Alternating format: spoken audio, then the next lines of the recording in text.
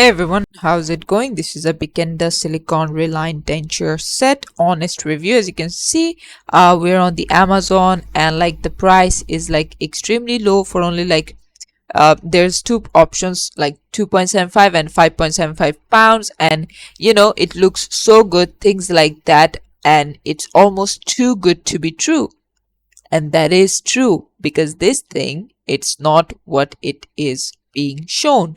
This thing, as you can see, we're on the Reddit page, and one person gave the review, and I feel so bad for him. This is what you get in the box, and this is the pic. As you can see, this is not even the quality that they showed. Like, what is this sponge thing? And the teeth, these are like so poorly made. Like, this thing is like literally plastic strips, things like that, and no way you could eat anything with them. So also this has no actual dental recommendation. What even are those pics? Let's stay on this one. Yeah, so basically this is not recommended by a medical professional themselves. They're just going heavy, very heavy on the advertising to make it look like this is very appealing, but please don't fall for it. And this is it for the video. Thanks for watching. Please leave a like and subscribe for more tutorials like this, and I'll see you guys in the next one.